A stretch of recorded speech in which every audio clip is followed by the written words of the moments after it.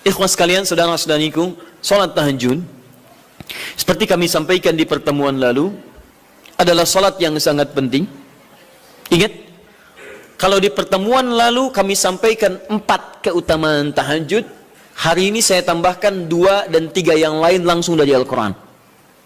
Ya, kemarin saya sampaikan 4 hal. 1, masih ingat Quran surah ke-17 ayat 79 sampai dengan 81 itu. Orang yang rajin tahajud akan mendapatkan 4 keutamaan yang tidak didapatkan oleh orang-orang yang tidak tahajud, sekalipun sholat fardunya begitu khusyuk. Ya, antum sholat fardu khusyuk, bagus, tapi nggak tahajud, nggak dapat 4 keutamaan itu. Ini sudah saya bahas panjang lebar di pertemuan lalu, saya hanya sebutkan cepat saja. 1, Allah akan mengangkat karir, pekerjaan atau aktivitasnya di tempat yang terbaik. Ya, jadi kalau antum misalnya pengusaha atau orang karir di kantor dan sebagainya, itu akan cenderung kemudian ditolong oleh Allah, diangkat ke tempat yang terbaik. Terbaik itu tidak harus puncak yang paling tinggi, direktur, tidak misalnya, tapi tempat yang bisa membuat nyaman hidup Anda, sholat bisa nyaman, bergaul juga nyaman, dan tenang kehidupannya. Mungkin level Anda nggak sampai puncak ya direktur utama, mungkin direktur 1, 2 gitu ya, tapi Anda dijauhkan dari hal-hal yang maksiat, dijauhkan, sholatnya enak, punya ruangan nyaman dan sebagainya. 2, Allah akan bimbing setiap ahli tahajud. Allah akan bimbing sehingga menjalani awal pekerjaannya dengan begitu mudah. Wa rabbi adkhilni mudkhala sidqin. Ya Allah, tolong bimbing saya supaya mengawali pekerjaan dengan cara yang benar. 3, awas hati-hati. Anda memang posisi tinggi, sekarang dapat proyek. Apakah setiap yang dapat proyek menjalani pekerjaannya dengan benar? Belum tentu. Jangan tinggi-tinggi lah. Maaf ya, apakah orang tua yang sekarang menyekolahkan anaknya ke tempat belajar menjalani awalnya dengan benar? Hati-hati ya Bu ya, Pak. Bapak Ibu menyekolahkan anak dengan awal yang salah, maka memberikan jalan keburukan ketika dia belajar. Saya katakan, jangan pernah Anda masukkan anak Anda ke sekolah dengan menyogok. Bayar sekian supaya masuk, menyalahi aturan. Kalau awalnya sudah salah, bagaimana anak Anda bisa belajar dengan benar? Mustahil mendapatkan sesuatu yang tidak baik. Yang baik itu mustahil didapatkan. 3, wa akhrijni mukhrajas sidqin. Allah berikan jalan keluar terbaik dari persoalan yang dirasakan. Di ahli tahajud itu setiap punya masalah, bukan nggak dapat masalah ya, bukan tidak bermasalah hidupnya. Dia mendapat ujian juga.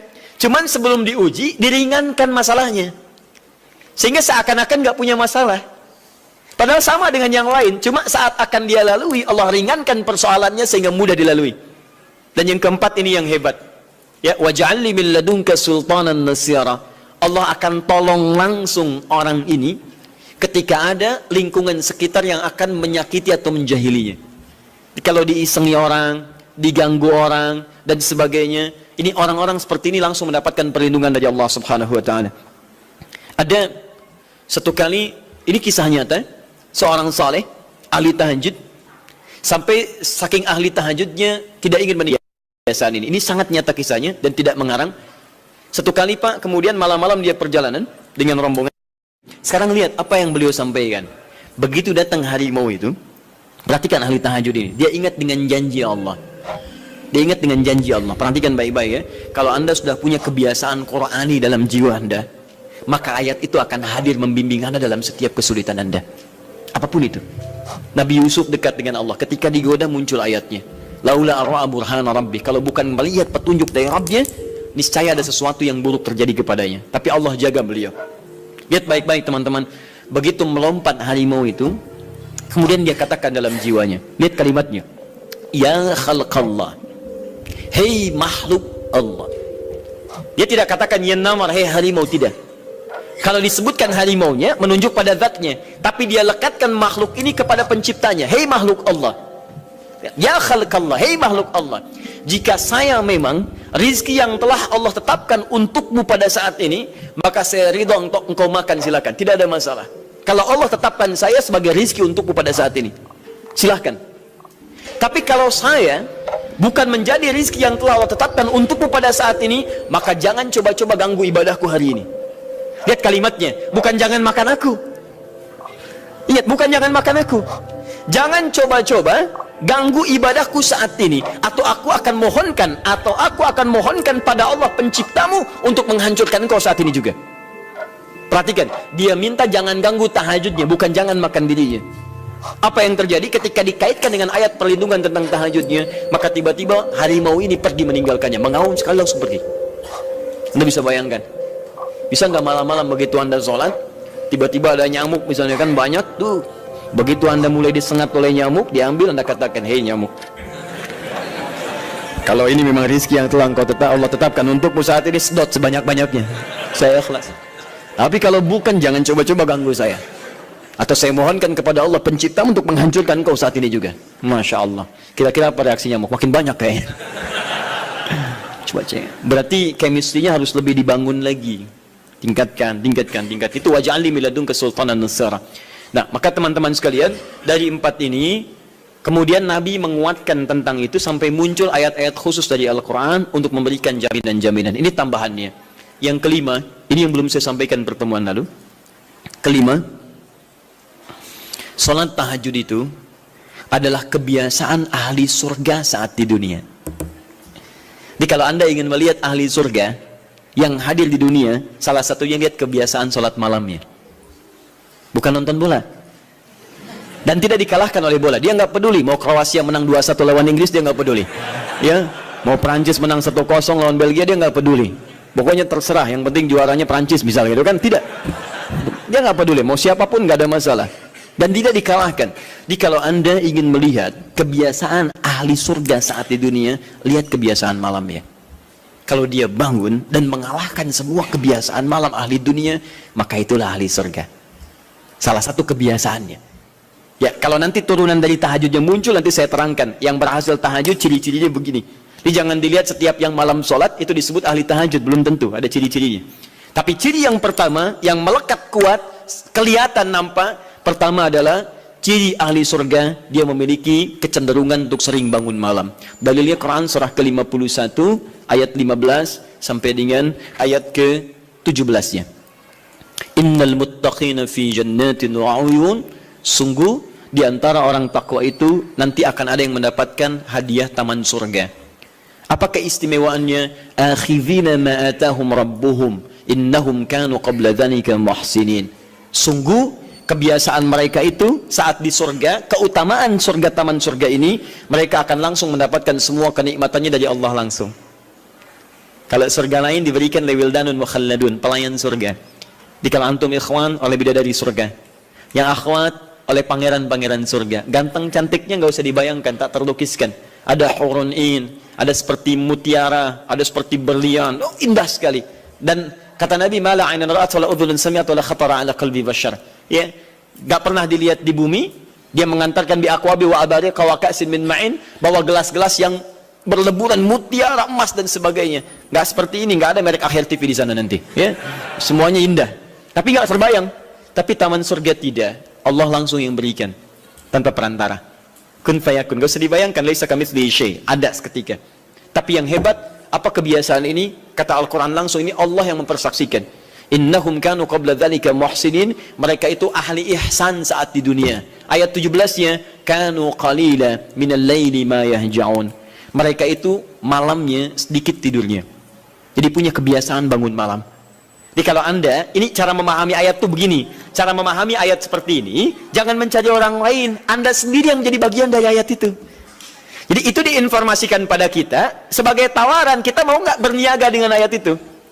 Mau nggak menjadi bagian dari ahli surga itu? Jadi jangan sibuk mencari kebiasaan orang. Kenapa Anda tidak membiasakan diri jadi bagiannya? Ya, jadi coba cek dari keluarga. Ada nggak sudah jadi bagian dari ahli surga di keluarga Anda? Sekarang pulang ke rumah, coba lihat dari sekian orang yang ada di rumah berapa yang bangun? Mula-mula cuma 2 orang, menikah suami istri belum bangun. Allah kirimkan anak belum bangun. Sudah ada cucu belum bangun. 10 orang di rumah nggak ada yang bangun. Masa satu pun nggak ada yang jadi ahli surga? Hai, coba. Makanya karena saking tingginya ayat ini, Nabi sampai membangunkan istrinya, membangunkan menantunya, membangunkan anaknya Fatimah Az-Zahra, menantunya Ali bin Abi Thalib. Dibangunkan oleh beliau, ayo bangun, bangun, bangun. Saking inginnya keluarga Nabi terpancar cahaya surga sejak mulai di dunianya. Teman-teman pulang ke rumah ya, coba lihat tuh. Anak-anak yang di pesantren kalau pulang dan sebagainya, malam bangun nggak dia? Coba biasakan, bangun, bangun, bangun. Dan Anda akan rasakan hal yang sangat berbeda. 2, tadi tambah 1 ya, berarti 5, sekarang yang ke-6. Orang-orang yang rajin bangun malam, itu orang-orang yang mendapatkan pujian langsung dari Allah Subhanahu wa ta'ala. Jadi kalau Anda ingin melihat orang yang dipuji Allah, itu lihat orang yang sering bangun malam, tahajud. Di antara dalilnya, Quran surah ke-32 ayat ke-16. Tatajafa junubuhum 'anil madaji' yad'una rabbahum khaufan wa tam'a wa mimma razaqnahum yunfiqun. Setelah kita sujud itu, ayat sajadah, Allah terangkan. Itu indah sekali kaitannya. Nih, di antara orang sujud ini, ada yang lebih hebat lagi. Kalau Anda sholat subuh baca misalnya ayat sajadah, sujud, Allah terangkan. Di antara sifat orang yang rajin sujud ini, adalah orang-orang yang rajin tahajud. Tatajafa junubuhum 'anil madaji'. Mereka sering menghindari tempat tidur di malam harinya. Maksudnya apa? Rajin tahajudnya. Ada orang-orang yang dipuji oleh Allah Subhanahu wa ta'ala karena kebiasaan malamnya dia menghindarkan diri dari tempat tidur. Maksudnya bukan nggak tidur, rajin bangun malamnya, rajin bangun malam. Bapak Ibu kurang apa lagi ya? Kalau ada orang dipuji misalnya saat di dunia, presiden memuji seseorang, artinya presiden menyukai dia, artinya presiden menjamin kemudahan baginya. Kalau ada orang yang dipuji Allah, artinya Allah mencintai dia dan menjamin kemudahan dalam kehidupannya. Maka dekati orang-orang seperti ini. Saya sarankan kalau antum punya teman, ikhwan sekalian, sedang mabit misalnya atau tugas dinas keluar, tiba-tiba tengah malam di hotel dia bangun sholat, itu teman terbaik Anda. Saya katakan pada Anda, tandai orang ini dan dekati dia saat di kantor. Bangun ukhuwah dengannya, persahabatan dengannya. Maka ketika Anda mendekati orang-orang yang dipuji oleh Allah, maka Anda pun akan kedapatan bagian dari pujiannya. Karena mustahil orang yang dijaga oleh Allah mengajak Anda pada maksiat. Itu mustahil. Mustahil. Sama teman-teman yang masih di kampus, kalau malam-malam misalnya di asrama atau pulang, tiba-tiba ada orang-orang yang kelihatan sholat malam, dekati orang ini. Jadilah bagian dari sahabatnya. Dan dengan itu saya ajak, coba cek pasangan hidup Anda. Jangan-jangan selama ini Anda berdua belum mendapati sesuatu yang terbaik. Kalau ibu ingin suaminya dipuji oleh Allah Subhanahu wa ta'ala, maka bangunkan malamnya supaya dia sholat. Kalau Anda, istri Anda ingin dipuji oleh Allah Subhanahu wa ta'ala, bangunkan malamnya supaya dia sholat. Dan kalau bisa keduanya kompak. Pernah kan saya sampaikan di pertemuan lalu, Nabi menyampaikan, lihat rahimallahu mra'an atau rajulan, Allah merahmati seorang lelaki, kemudian yang bangun di pertengahan malam dia sholat, lantas membangunkan istrinya dan mencipratkan air di wajah istrinya supaya dia bangun menunaikan sholat malam. Seperti Allah merahmati seorang istri yang bangun di malam hari untuk sholat, kemudian dia mencipratkan air di wajah suaminya supaya bangun untuk sholat. Saking tingginya mendapatkan pujian Allah, sampai kata Nabi SAW, ayo bangunkan istrimu sekalipun kau cipratkan air di wajahnya. Tapi mohon izin Bu ya, maksud hadis itu, kalau sudah ada komitmen dan rencana bangun di malam harinya. Nggak ya? Bukan ibu ngaji sekarang, suami nggak hadir. Terus dengar itu, terus nggak punya rencana. Aduh saya pengen suami dipuji Allah, Masya Allah, malam-malam segayung Pak. Mama kenapa? Hadis Nabi Pak. Oh hadis Nabi. Aduh, siapa yang ngajarin? Itu yang repot. Paham ya? Baik. Sudah yang terakhir. Ini menunjuk pada keutamaan tahajud. Kemarin 4, saya tambahkan jadi 3. 1, masih ingat tadi yang pertama apa?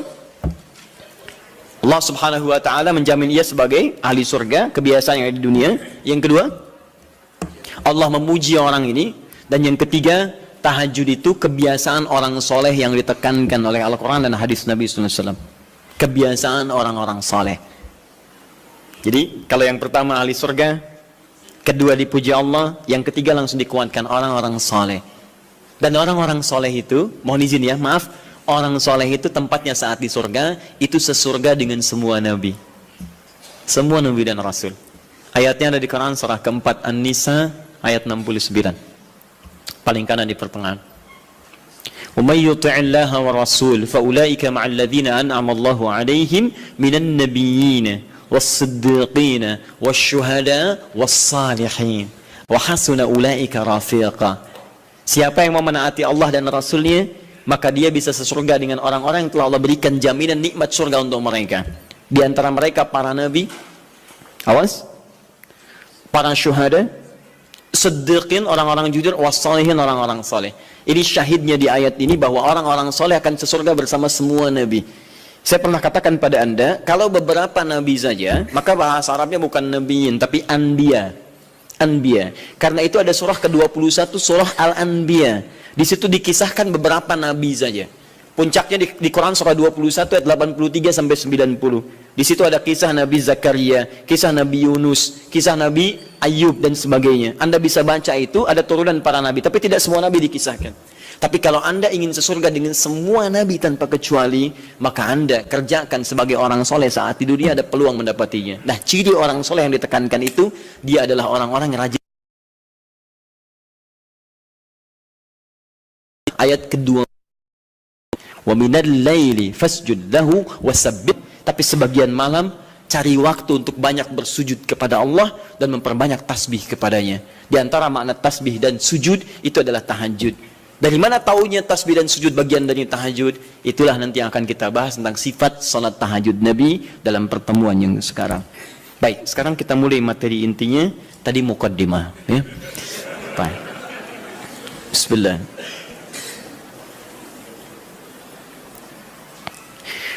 Bismillahirrahmanirrahim. Di pertemuan lalu kita telah bahas tentang jumlah rakaat salat malam.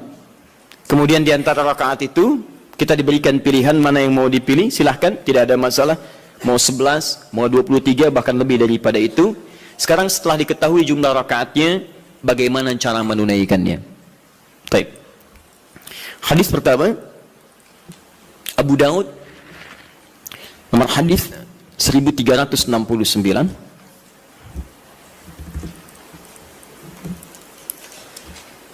Kita ambil dua hadis dulu barangkali. Bismillah. Satu, hadis riwayat Abu Daud. Masih ingat ya, Abu Daud nama aslinya Sulaiman dari Sijistan, dikenal dengan Sulaiman As-Sijistani. Dia rawinya Ibn Abbas radhiyallahu ta'ala anhuma. Baik. Yang kedua, bisa diambil di Al-Bukhari.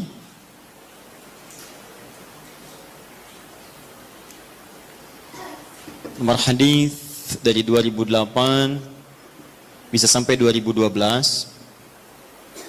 Saya kasih jeda ke sini ke 2010-nya. Ini kebiasaan dengan Sayyidah Aisyah, ke sini dengan Sayyidina Umar bin Khattab radhiyallahu taala anhu. Tiga, bisa diambil hadis riwayat Muslim. Nomor hadis 763. Kita ambil tiga dulu karena waktu kita agak terbatas hari ini.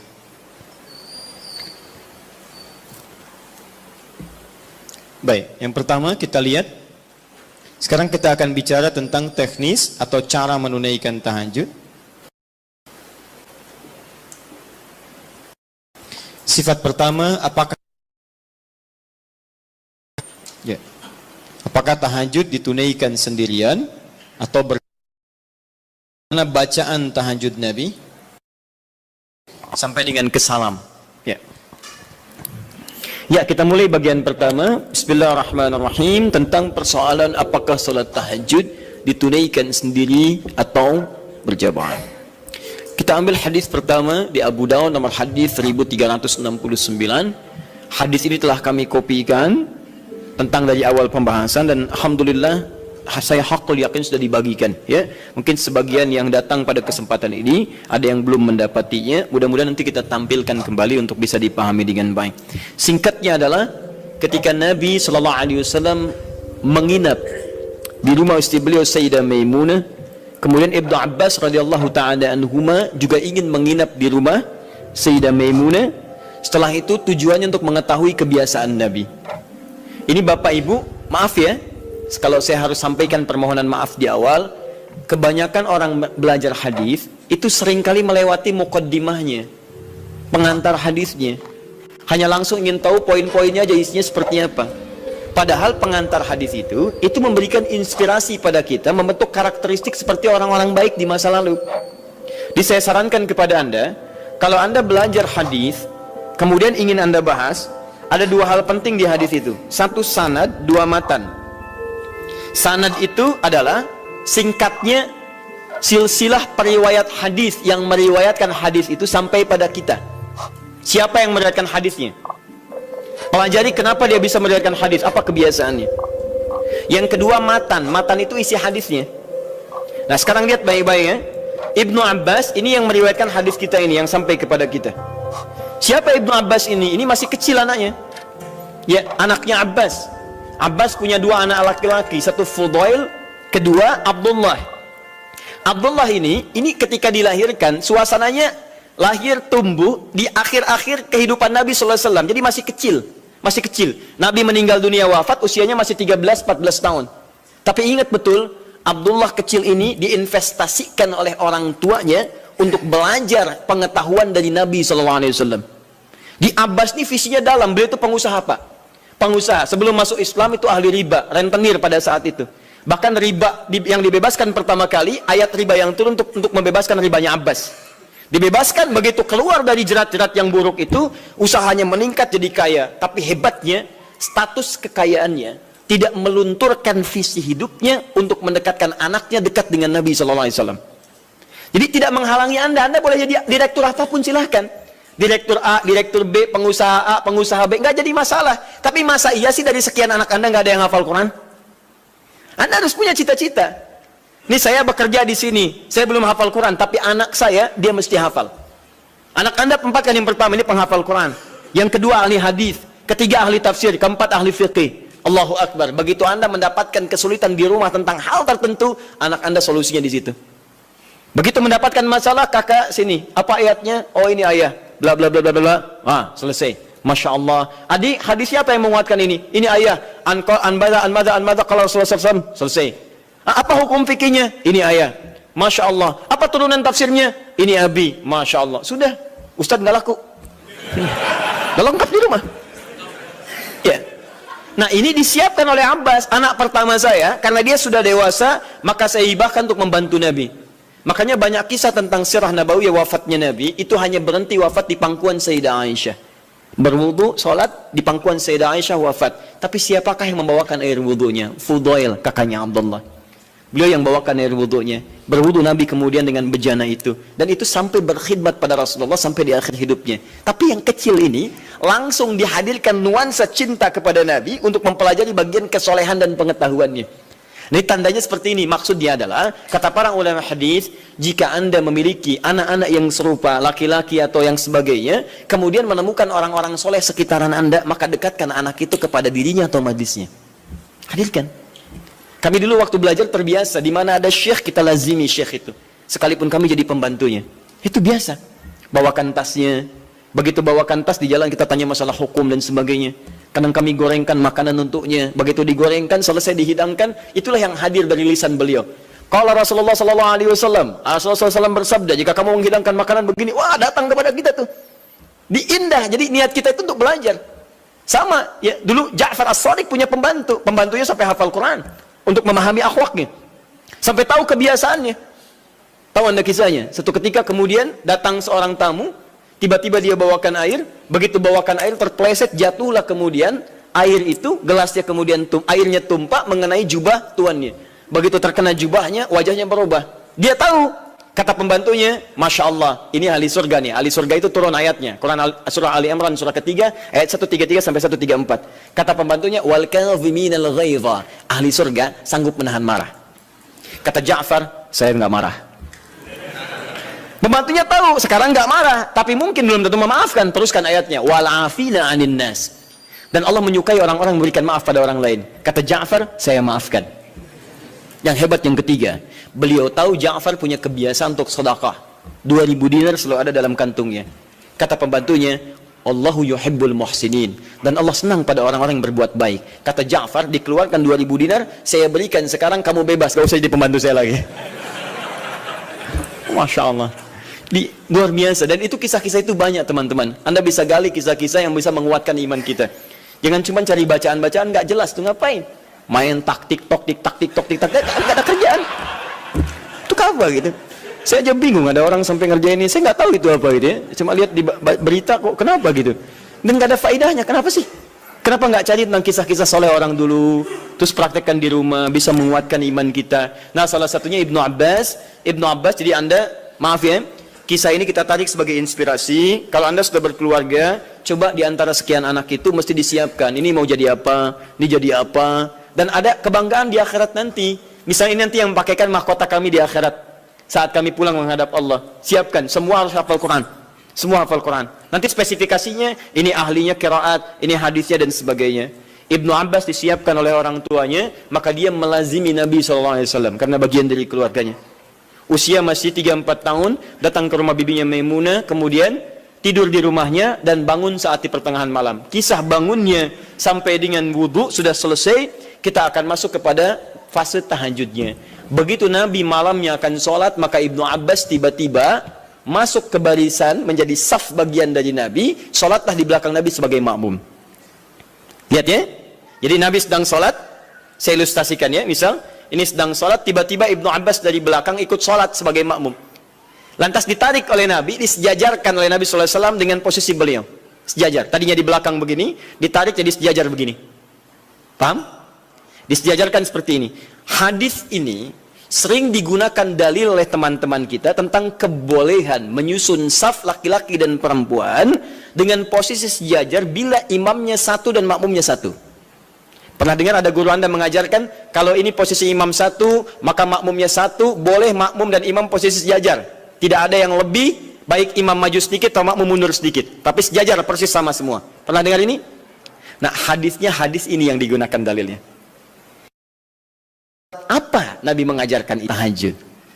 Saya mau tanya pada Anda, kalau Nabi imam, Ibnu Abbas makmum, ada dua orang, sholatnya sholat tahajud malam dilakukan, kemudian satu imam satu makmum, itu jamaah bukan? Jamaah, karena syarat sholat berjamaah minimal terdiri dari dua orang, satu imam, yang satu lagi makmum. Maka kita sepakati dulu yang pertama. Yang pertama kita sepakati, dalam hadis ini ada petunjuk atau isyarat kebolehan menunaikan tahajud dengan berjamaah. Satu, bolehnya tahajud berjamaah. Nah. Awas, di sini ulama sepakat ya, awas hati-hati. Tidak ada yang tidak sepakat. Jadi kalau Anda yang tidak sepakat, Anda sendiri yang salah. Ya? Nabi mengerjakan, sahabat mengiyakan, ulama sepakat. Anda Nabi bukan, sahabat bukan, ulama juga belum. Anda tidak sepakat, Anda siapa? Ya, baik. Cuma nanti perbedaannya, kapan kebolehan ini bisa berlaku? Hanya bedanya di situ saja nanti. Kalau jamaahnya sepakat boleh, tapi kapan dibolehkannya? Dalam suasana apa? Apakah dalam setiap waktu boleh berjamaah, atau dalam keadaan tertentu berjamaah? Paham ya? Tapi saya ingin katakan bahwa ada kasus Nabi pernah sholat malam, kemudian ada makmum di belakang dan dibenarkan oleh Nabi. Kalaulah tahajud berjamaah itu dilarang, Nabi akan katakan, ngapain ikut sini, sebelah sana aja. Ya, misal, atau ini jangan berjamaah, ini tidak benar, yang bagus sendiri-sendiri aja. Ya, atau ngapain ikut bid'ah? Ya, tidak ya. Baik, tidak. Tapi Nabi akan katakan, kamu sebelah sana, saya sini. Tapi ketika Nabi tidak melarangnya, bahkan menarik dan menyejajarkan, ini menunjukkan ada kebolehan dalam sholat berjamaah yang dimaksudkan. Jelas sampai sini? Paham ya? Awas hati-hati, saya ingin luruskan dulu karena sebagian sahabat kita, teman-teman kita menjadikan ini sebagai dalil bolehnya satu saf sejajar, tapi tidak pernah mengungkit sholat apa itu. Di Anda kan unik, Anda mengatakan boleh sejajar saf, makmum dengan imam. Kalau imam satu, makmum satu. Tapi Anda mengatakan tahajud gak boleh berjamaah bid'ah. Padahal yang Anda gunakan dalilnya tentang dalil tahajud. Paham ya? Nah, jadi gini, kalau Anda cenderung pada satu pendapat tidak apa-apa, tapi kita harus jujur menyampaikan informasi. Ya, jadi kalau beda dengan yang lain tidak ada masalah sepanjang ada dalil. Ya, dan tidak usah mencela orang lain. Kita punya pilihan, boleh, tapi jangan sampai pilihan kita kemudian menjelekkan orang lain. Itu yang tidak bagus. Jelas? Baik. Jadi celaan tinggalkan, ibadah kerjakan. Itu yang dimaksud, ambil baiknya, tinggalkan buruknya. Dan tidak usah rame gitu kan? Nah, sini. Satu. Dalil kedua. Bismillah. Sayyidah Aisyah radhiyallahu taala anha diriwayatkan di Al-Bukhari dari nomor hadis 2008 sampai ke 2010-nya. 2012 untuk sahabat Umar bin Khattab radhiyallahu taala anhu. Ja'a ashabu Rasulullah sallallahu alaihi wasallam. Datang beberapa orang sahabat Nabi sallallahu alaihi wasallam. Fahum Abdullah bin Mas'ud radhiyallahu taala anhu, Hudzaifah al-Yamani radhiyallahu taala anhu, wa Ubay bin Ka'ab radhiyallahu taala anhu. Baik, datang beberapa sahabat Nabi sallallahu alaihi wasallam, di antara mereka adalah sahabat Abdullah bin Mas'ud, kemudian Hudzaifah al-Yamani, kemudian Ubay bin Ka'ab radhiyallahu taala anhum jami'an. Fasa'alu Sayyidata Aisyah radhiyallahu taala anha. Mereka bertanya kepada Sayyidah Aisyah, semoga Allah meridai kepada beliau, an sifati salatin Nabi sallallahu alaihi wasallam, tentang sifat salat malamnya Nabi sallallahu alaihi wasallam. Faqalat, maka beliau menyampaikan, riwayatnya cukup panjang ya. Makana yazidu fi Ramadan wala fi ghairihi ada 11 rakaat. Ya, sepanjang tinggal di rumah saya, sepanjang bersama saya, perhatikan cara menerjemahkannya. Sepanjang bersama saya perhatikan baik di Ramadan atau di luar Ramadan, beliau tidak pernah lebih dari 11 rakaat. Ya, jadi 11 rakaat di Ramadan, di luar Ramadan 11 rakaat. Tapi tolong catat baik-baik ya. Cara menerjemahkannya sepanjang bersama saya. Sedangkan Nabi, istrinya tidak hanya Sayyidah Aisyah. Tadi saya katakan ada Sayyidah Maimunah, ada Sayyidah Zainab dan sebagainya. Dan di tempat lain Nabi pernah 13 rakaat. Seperti saya sampaikan di tempatnya Sayyidah Maimunah, Nabi 13 rakaat.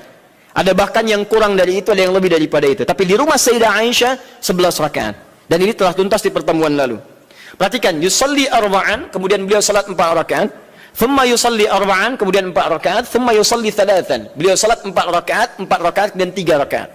4, 3. 4 tambah 4, 8 tambah 3, 11. Ini seperti kesimpulan di pertemuan lalu, boleh kita menunaikan salat malam dengan 11 rakaat, formulasinya 4, 4, 3. Kalau Anda ingin 2, 2, 2, 2, ujungnya 1, boleh. Hadisnya sudah saya sampaikan.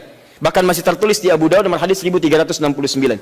Di kalau 11 boleh gunakan 2, 2, 2 ujungnya 1, atau kalau witirnya 3 kemudian 8 tambah 3, atau 4, 4, 3, selesai. Tapi pembahasan kita bukan di situ. Teruskan hadisnya.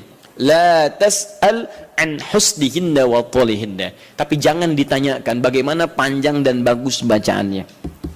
Jangan ditanya. Maka setelah peristiwa itu, beberapa malam kemudian mereka mengikuti Nabi SAW, sholat di belakang Nabi SAW dalam kesempatan sholat malamnya. Dimulai dari Hudzaifah, dimulai dari kemudian Abdullah bin Mas'ud dan yang lainnya. Yang paling menarik, bahkan tersebut nanti di Al-Bukhari, bahkan di hadis Muslim, teman-teman sekalian, indah. Kata Hudzaifah, termasuk Abdullah bin Mas'ud, tidak ada sholat seindah sholat di belakang Nabi SAW. Tidak ada sholat seindah sholat di belakang Nabi SAW. Ini yang mereka kisahkan sholat malam. Kata Abdullah bin Mas'ud, Rasulullah SAW kemudian membaca 100 ayat Al-Baqarah pertama. Saya duga akan selesai, ternyata beliau lanjutkan. Yang paling menarik, lihat. Ketika beliau membaca ayat tasbih, maka beliau berhenti bertasbih terlebih dahulu. Ketika membaca ayat doa, maka beliau berhenti berdoa terlebih dahulu. Ketika kemudian sampai pada ayat-ayat perlindungan itu tentang berlindung dari neraka, dari azab dan sebagainya, maka beliau berhenti untuk berlindung kepada Allah dari semua keburukan itu dulu. Anda bisa bayangkan, nanti ketika masuk ke bacaan saya terangkan tentang makna ini. Tapi poinnya adalah, saya mau tanya pertama kali, 3 orang sahabat ini salat di belakang Nabi dalam kesempatan salat fardu atau salat sunnah? Sunnah. Salat sunnahnya siang atau malam? Malam. Malamnya tahajud atau bukan? Artinya, boleh kemudian dalil ini bahkan tersebut di kitab yang sangat sahih, hadisnya sahih, menunjukkan kebolehan menunaikan salat tahajud secara berjamaah. Paham? Baik. Ini dalil yang kedua. Ini dalil yang kedua. Tapi bagaimana pemahaman ulama dalam menafsirkan kebolehan ini? Karena jangan tafsirkan oleh kita sendiri, rujuk para ulama. Ibnu Majah nomor hadis 233. Innal ulama warathatul anbiya. Sungguh para ulama itu pewaris para nabi. Wa innal anbiya la yurithuna dirhaman wala dinaran, walakinnahum yurithuna al-ilma. Sedangkan para nabi tidak pernah mewariskan dinar dan dirham, mereka mewariskan pengetahuan. Artinya, kalau ada ilmu yang pernah disampaikan oleh nabi, maka kita harus merujuk pada pemahaman ulama. Bagaimana mereka menafsirkannya? Paham ya? Awas, dan ulama itu luar biasa. Mereka belajar puluhan tahun. Imam Al-Bukhari itu menulis Sahih Al-Bukhari 16 tahun. Sebagian di Mekah disempurnakan di Madinah. Lalu Anda menyimpulkan dalam 16 jam. Mustahil, ya? Nah, ini dalil-dalil tadi menunjukkan kebolehan sholat berjamaah. Lantas bagaimana memahami tentang kisah-kisah tadi dalam kebolehan yang dimaksudkan? Maka ulama terbagi pada 2 pendapat utama dari sini. Dan ini yang boleh kemudian kita amalkan dalam kehidupan. 1,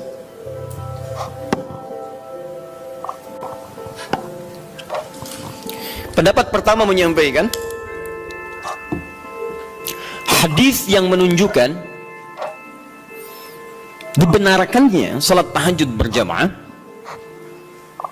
dan memberikan hukum bolehnya berjamaah menunaikan tahajud. Kata ulama yang pertama, menunjuk pada kondisi yang khusus. Jadi bukan kondisi biasa. Artinya jika kondisi ini ada, maka yang terbaik Anda tunaikan berjamaah. Tapi kalau kondisi dimaksud tidak ditemukan, maka sendirian itu lebih utama. Apa kondisinya? Satu, memberikan tuntunan atau pelajaran bagi orang yang belum terbiasa menunaikan tahajud. Belum biasa dia, ya, belum ada kebiasaan pada dirinya. Ini menunjuk pada hadisnya Ibnu Abbas radhiyallahu taala anhuma. Kan ini baru pertama kali berkunjung kan ke rumah bibinya Sayyidah Maimunah, kemudian tiba-tiba sholat di belakang Nabi, oleh Nabi ditarik, diajarkan bagaimana caranya menunaikan sholat malam, kekhusyuannya dan sebagainya. Jadi kalau Anda misalnya dalam kondisi ingin membimbing orang-orang tertentu, misal di rumah suami ingin membimbing dengan istri atau membiasakan dengan anak-anak yang belum terbiasa sholat malam, ya, tiba-tiba anak Anda beranjak misalnya jadi semakin dewasa, sudah baligh, Anda ingin bangunkan malam hari, jangan biarkan dia sendiri. Khawatirnya karena belum terbiasa, belum mengerti cara menunaikan sholat malamnya. Paham ya? Tiba-tiba Allahu Akbar, rakaatnya kencang, alhamdulillah sedang tahajud. Lama gak keluar bunyinya, lama-lama ketahuan tidur di sejadah itu kan? Nah, karena belum terbiasa. Ya, Allahu Akbar, baca surat, sudah baca surat, ruku Allahu Akbar, begitu sami Allahu liman hamidah, kedengaran dari samping, gol, ya, berubah suasana hidupnya. Salatnya ditinggalkan, kemudian langsung update status, itu kan repot juga. Ya, kekinian karena belum terbiasa menunaikan dia. Maka seperti Nabi membimbing Ibnu Abbas radhiyallahu taala anhuma, Anda boleh hidupkan saat di rumah, anak Anda bangunkan, yuk bangun yuk, malam kita tahajud. Kenapa mesti tahajud? Kan kita udah banyak sholat. Misalnya, sayang, Allah menjamin kalau kita tahajud, kita sekeluarga masuk surga. Allah sudah menjamin surga kita di dunia, tapi Allah belum menjamin surga kita di akhirat. Papa takut kalau di dunia kita bersama, di akhirat kita berpisah. Alhamdulillah, tidak ada yang bisa menyatukan kita kecuali amal soleh kita. Yuk bangun, tolong papa mama supaya memudahkan hisab saat di akhirat. Bangun. Kenapa papa mesti bangun? Kan capek. Sayang, justru ketika kamu sholat sekarang, hidup kita besok akan dimudahkan oleh Allah. Allah sudah berjanji, kalau kita bangun malam ini, maka pekerjaan kamu besok akan mudah, sekolah kamu akan mudah, pelajaran kamu akan mudah, dan seterusnya. Maka teman-teman cari aura-aura positif untuk menghidupkan itu. Bangun malam, itu indah. Itu indah. Guru di sekolah punya program misalnya, ya, ada mabit, ada macam-macam, malamnya dibangunkan, boleh, silakan cari imam bagus, kemudian hadirkan suasana malam, sholat itu boleh, sah, nggak ada masalah. Taib. Dua, bukan dua yang bawahnya ya, dua yang masih poin satu. Jadi 1A tadi, jika ada suasana ingin membimbing kalangan tertentu atau orang-orang tertentu yang belum terbiasa menunaikan sholat malam. Dua, sudah? Dalam rangka melatih atau menghadirkan kekhusyuan, dalam rangka melatih atau menghadirkan kekhusyuan,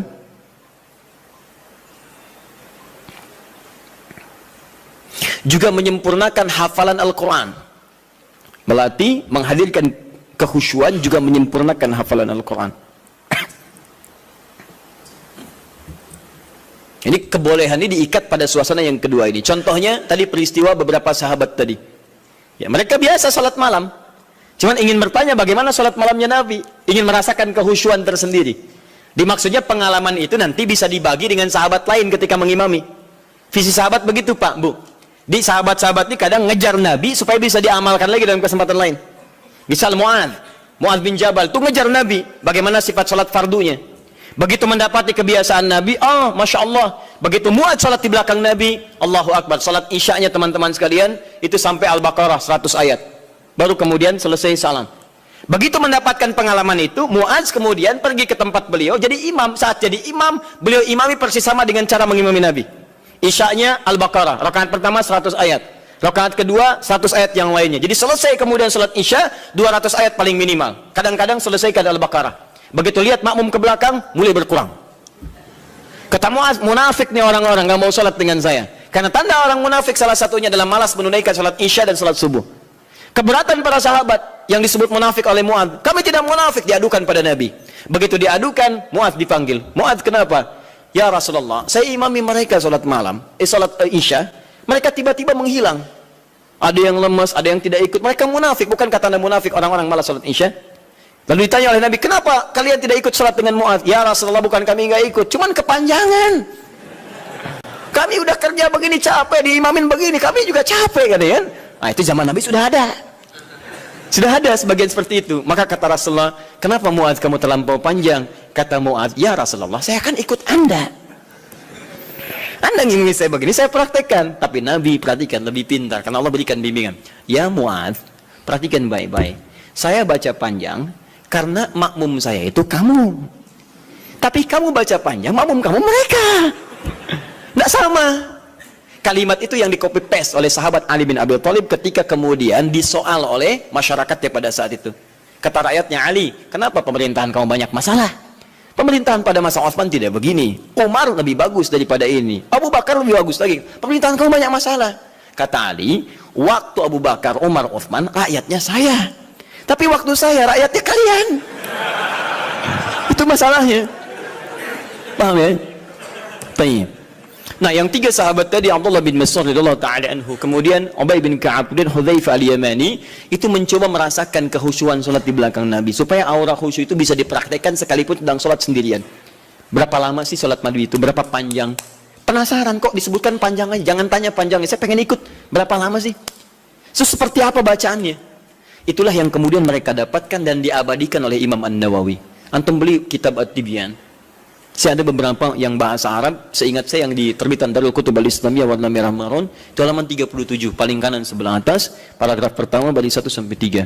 Itu teman-teman sekalian, kata Imam An-Nawawi, sepeninggal Nabi, semua sahabat Nabi yang profesi apapun, maaf ya, yang pedagang, yang pengusaha, yang birokrat, yang diplomat, itu tidak pernah meninggalkan kebiasaan sholat malam dan kebiasaan mereka sampai khatam Al-Quran. Sholat malam ya.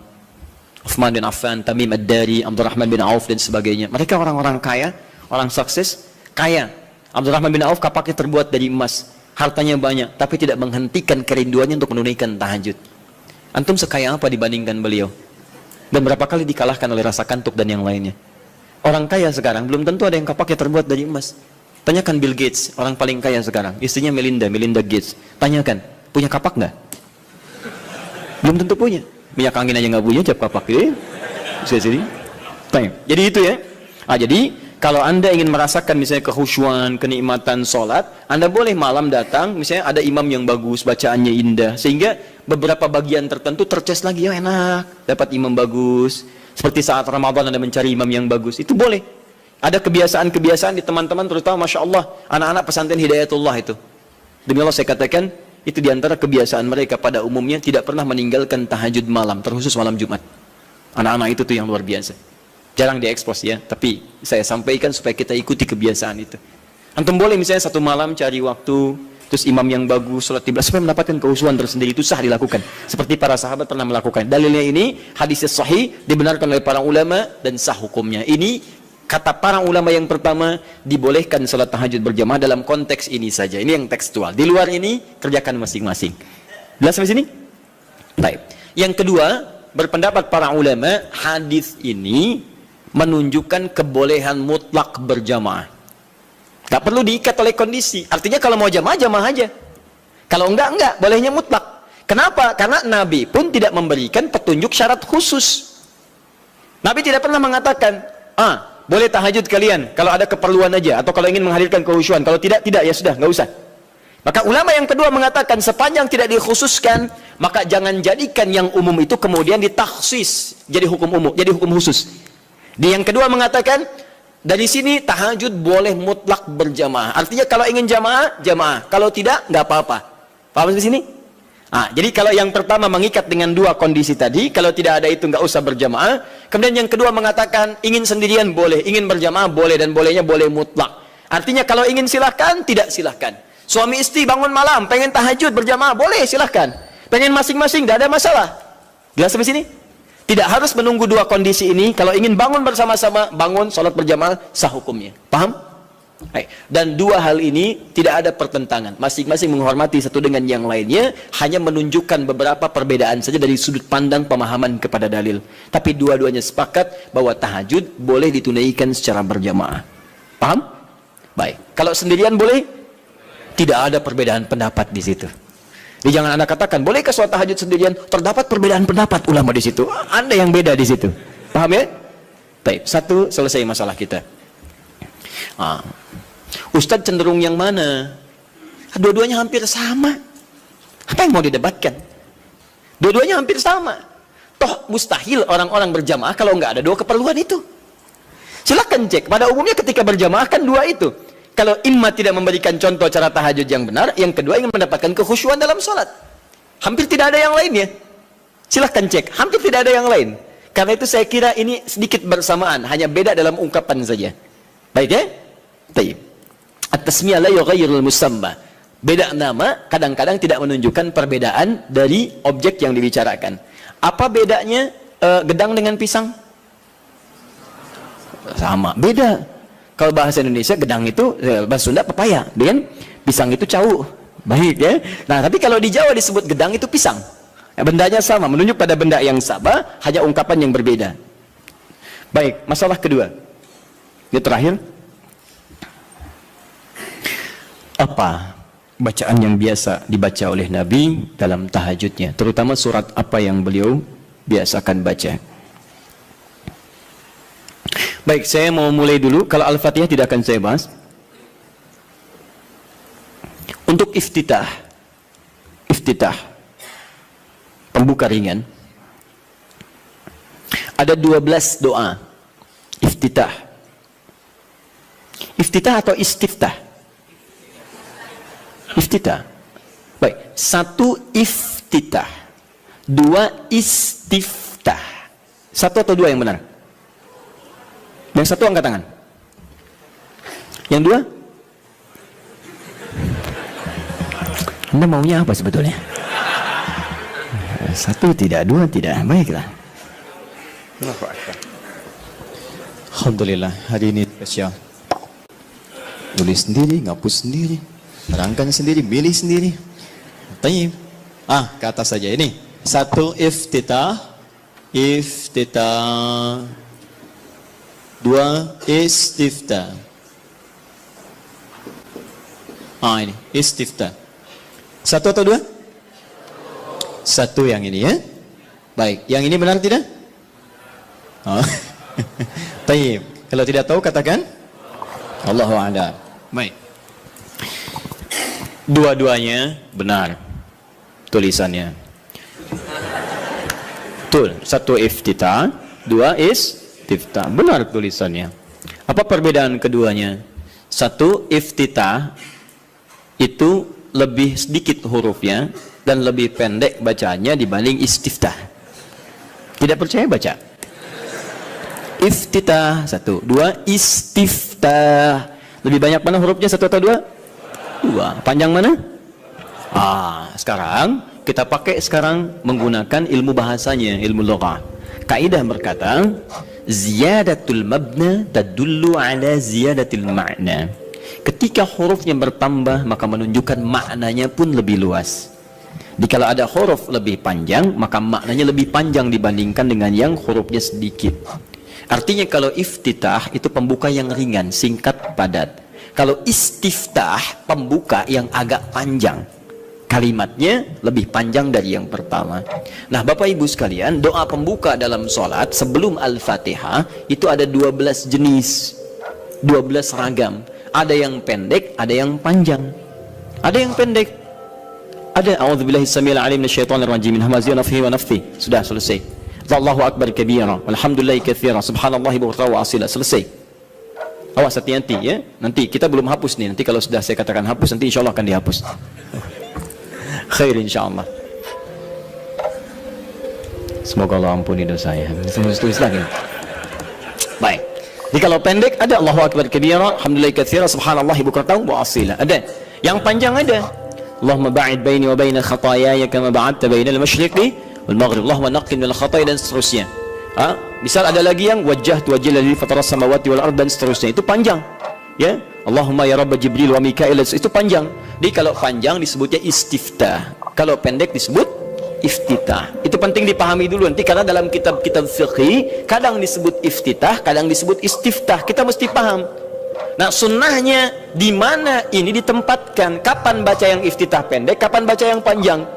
Maka saya sampaikan pada Anda, kebiasaan Nabi kalau beliau sholat dalam situasi yang sedang dikejar oleh aktivitas yang lain, misal safar atau kondisi mendesak, maka beliau tidak pernah membaca yang panjang-panjang, singkat. Allahu akbar kabir, alhamdulillah katsira, subhanallah bukratan wa asila, selesai. Kalau Anda baca wajah itu setelah itu artinya dua doa digabungkan jadi satu. Jelas ya? Tayyib. Kalau kemudian Anda bacakan a'udzubillahi samil alim minasyaitonir rajim min hamazati wa nafthihi wa nafthihi, selesai. Pendek, itu yang iftitah. Jadi kalau Anda dalam salat-salat di qasar, saat safar, jangan baca yang panjang-panjang. Salatnya aja di qasar, kenapa iftitahnya dipanjangin? Kadang bahkan nggak dibaca sama sekali. Seperti dalam salat tarawih, lebih pendek lagi. Ya, jadi dan seterusnya. Di teman-teman itu penggunaannya. Kalau dalam salat-salat fardu baca yang menengah, Allahumma ba'id dan sebagainya. Tapi dalam salat malam, apalagi dalam salat sendirian, yang kekhusyuan terjadi antara pribadi dengan Allah, tersambung dengan Allah Subhanahu wa taala, maka Nabi seringkali memilih yang panjang dalam iftitahnya. Maka dipilihlah kemudian yang istiftah. Allahumma ya Rabb Jibril wa Mikail dan seterusnya, atau yang wajjahtu wajhal ladzi fatara as-samawati wal ardh hanifan musliman wa ana minal musyrikin dan seterusnya. Itu panjang. Itu boleh. Bacakan, pilih yang paling panjang sehingga ada getaran-getaran pada jiwa. Ada semacam warming up, kita lebih tersambung dulu sebelum membaca surat-surat yang lainnya. Ini koreksi ya bagi diri saya pribadi dan juga pengingat bagi Bapak Ibu sekalian. Maaf sebesar-besarnya. Ada sindiran halus dalam Quran tapi begitu tajam maknanya. Umumnya orang sholat, bahkan ada yang tidak memahami apa yang dibaca dan dilakukan dalam sholatnya. Masalah kita sekarang, kenapa orang sholat belum menghadirkan kehusyuan? Karena umumnya banyak orang yang masih belum paham apa yang dibaca dalam sholatnya. Bagaimana sholat kita bisa khusyuk kalau kita nggak ngerti apa yang dibaca? Saya mohon Bapak Ibu sekalian, cobalah dalam sepekan misalnya, hari ini saya mau paham iftitah dulu, supaya ketika saya paham, saya bacakan, ada getaran pada jiwa saya. Sahabat Abu Bakar saja, itu baru takbir Pak, takbir, itu sudah gemetar dan menangis. Baru Allahu Akbar. Dia begitu, fayaqulu, Abu Dawud hadis 857, fayaqulu Allahu Akbar. Maka saat takbir katakan Allahu Akbar. Beliau angkat tangannya mengatakan Allahu Akbar, sudah gemetaran menangis. Sampai ketika diminta jadi imam oleh Nabi, kata beliau, ya Rasul jangan saya pribadi yang cepat menangis, khawatir banyak nggak khusyuknya. Ya. Kenapa? Karena merasakan kalimatnya Allahu Akbar, Allah yang maha agung, maha besar. Beliau merasakan takut ketika bertakbir, merasa paling khusyuk salatnya. Merasa paling hebat dibanding orang. Merasa paling paling luar biasa dibandingkan orang lain. Selevel sahabat Abu Bakar menemani kehidupan Nabi di dunia, berdampingan dengan Nabi di alam barzakhnya, itu saat sholatnya dalam masa hidupnya masih gemetaran tuh, takut ketika sholat membawa sekecil, seatom, sezarah nilai dari kesombongan dalam kehidupan dunia. Bahkan takut dalam sholatnya pun diduga orang paling khusyuk, takut, gemetaran sampai gemetar. Bisa nggak suasana itu? Bisa nggak gitu ya? Bisa Ustaz, subuh-subuh di puncak. Bahkan sebelum takbir sudah gemetar. Bukan itu yang diharapkan. Beda. Baik. Ya. Saya sangat yakin kalau Anda paham tentang bacaan-bacaan ini, itu akan beda suasananya. Misal, antum yang iftitah baca apa doanya? Allahumma ba'id, ya. Riwayat sahabat Abu Hurairah di Al-Bukhari. Paham gak artinya? Saya beri contoh ya. Gini. Allahumma ba'id baini wa baina khataaya ya kama ba'adta baina al-masyriqi wal maghrib. Allahumma naqqini min al-khataaya kama yunaqqa ath-thawb al-abyad min ad-danas. Allahumma ighsilni bil ma'i wath thalji wal barad. Sekarang perhatikan maknanya. Anda paham ini saja, maka ada getaran tersendiri yang menghunjam dalam jiwa kita sehingga menghadirkan rasa kepasrahan yang sangat luar biasa. Perhatikan kalimatnya. Saya contohkan dulu sebentar. Bismillah.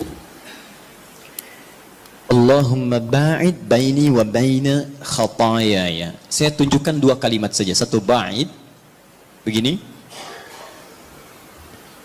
Yang kedua khataaya. Iya. Khataaya. Ya terakhirnya pendek, enggak panjang ya. Ya. Saya mulai yang ini dulu.